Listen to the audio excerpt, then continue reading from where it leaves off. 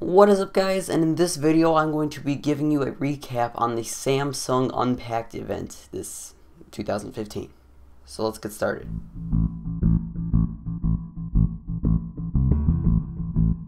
When you look at the Galaxy S5, you can closely see a pretty close resemblance to the Galaxy S4 and even a little bit of those features from the Galaxy S3. But when you look at the Galaxy S6, you can't really get a close resemblance to the Galaxy S5. You can see some of the features and where they got them from, and of course classic Samsung's design.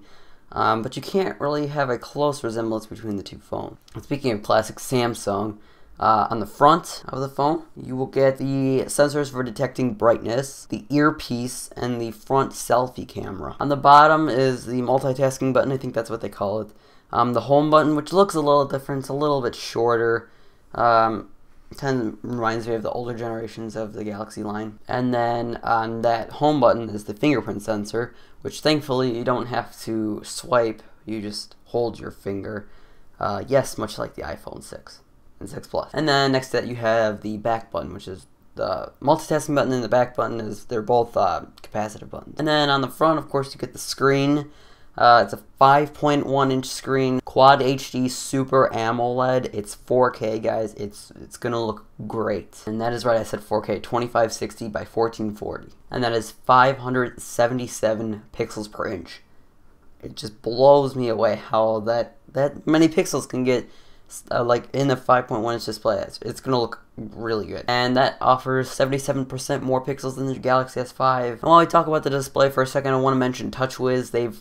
It's, as many of you know, it's a very heavyweight operating system on top of Android, so they have cut back on some of those stuff. So they really give you the bare what you need, not the bare minimum. I shouldn't have said that, but just what you need. And of course, because if you look at Touchwiz now, I'm not saying it's bad or anything.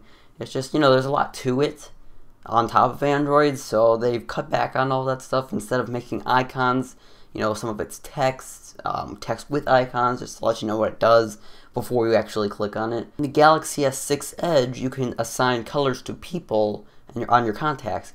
So when the phone is face down on like a desk or a table or something, and someone is calling you, that edge, it lights up. So it'll reflect on the table. So when you just have to look at your phone to know who's calling. Of course, when you memorize the colors and everything. But I think that's pretty cool. It's not something that I'm like, oh my gosh, you know. It's a pretty cool feature, I think, that makes the Edge stand out to the S6. Now back to the design. For the front-facing camera, honestly, I think they did a really good job at this. It's a 5-megapixel camera with a 120-degree viewing angle, so it's a wide angle. I think they did a really good job at that. I mean, most of these people, they just throw a front-facing camera on and call it a day. They don't really innovate it that much. They really focus on the back camera. I think they really did a good job focusing on both of the cameras. On the sides of the phone, it has real metal, not just that painted metal that you got from the Galaxy S5. You actually get real metal this time. And the bottom, you get the charger ports. This time you get speakers on the bottom, and then you get the headphone jack, of course, and the microphone for calling. And on the Galaxy S6 versus the S5, you do not have a cover covering the charger port versus the Galaxy S5, and that's because this is no longer a water-resistant phone. They did that just because of the design. They didn't. I guess they probably heard the complaints because of the door on the charger port and the glass. Now there's a glass on the back and front, which I'll get to later. So that is no longer waterproof. That gives them an opportunity, though, to come out with the Galaxy S6 Sport or Active, whatever they'll call it. And of course, on the other sides, you get the same button placement as the Galaxy S3, I think, 4 and 5. Under the back of the phone, you will notice that it is no longer dimpled and plastic, hard plastic. It is Gorilla Glass 4 that won't bend, and yeah, it's Gorilla Glass, so it's not removable. You can't remove the battery, you can't remove the backing. It's not flexible, obviously. So that also gives it opportunity to show fingerprints, which I talked about that on my Galaxy S5 review. If you saw that, the fingerprints show on the S4, not on the S5, but then again on the S6, which I mean, in turn you get premium design with the glass on the back and metal and everything, but fingerprints just, you know, it's not my thing to look at.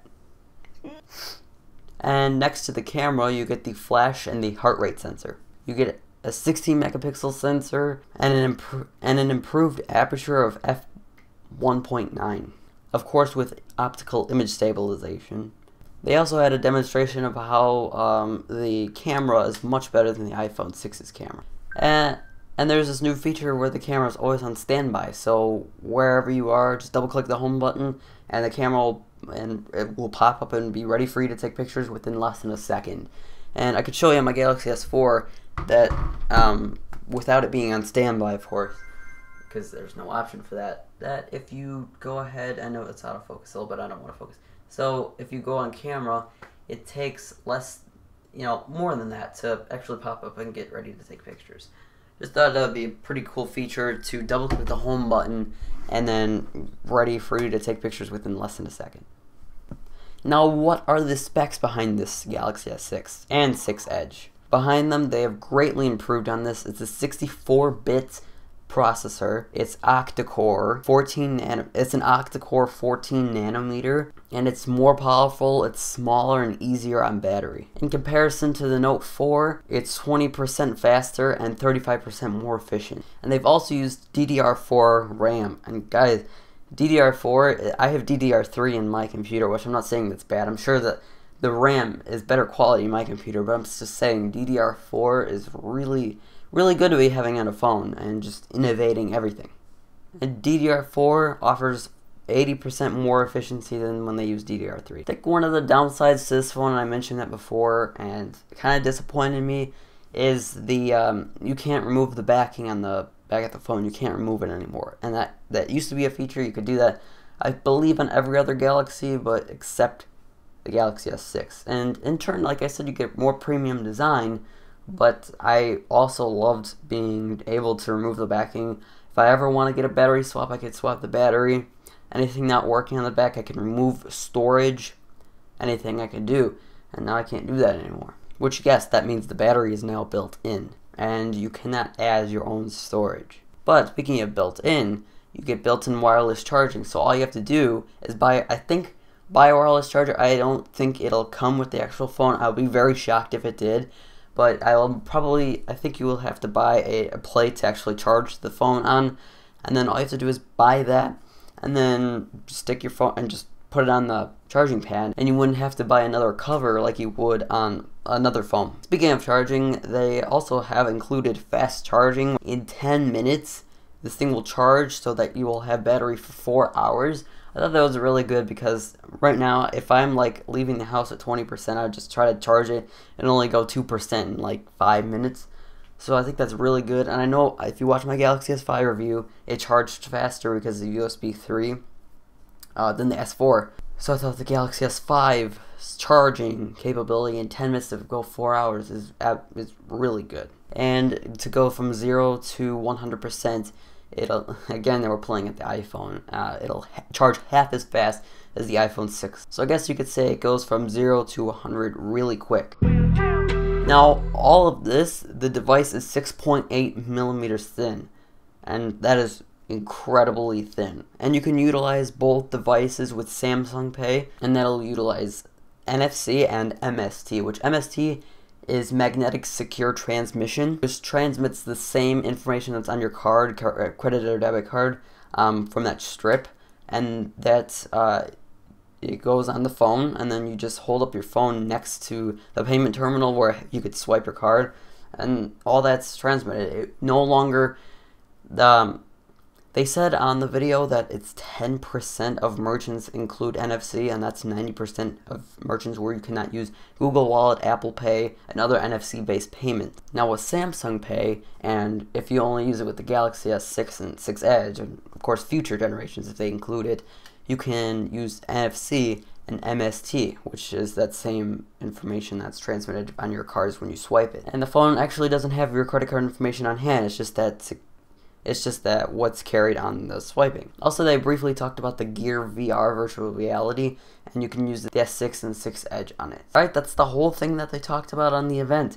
Both devices will be available on April 10th, and I'll be getting this phone myself as a everyday driver at hopefully the beginning of June when my contract's up with Sprint. And I'll probably get the 32GB just because I don't store a lot on my phone, and 64 gigs is kind of beefy for what I need, and especially 128 gigs. That's really, overload. I don't need that much. Alright guys, thanks for watching. If you like this video, make sure you click the like button down below. It helps out a lot. And yeah, go ahead and comment, tell me how I did. I'll see you guys in the next video. Goodbye. What's up guys, and in this video I'm going to be showing you guys how I make videos. So let's get started. So the first thing I do always when filming a video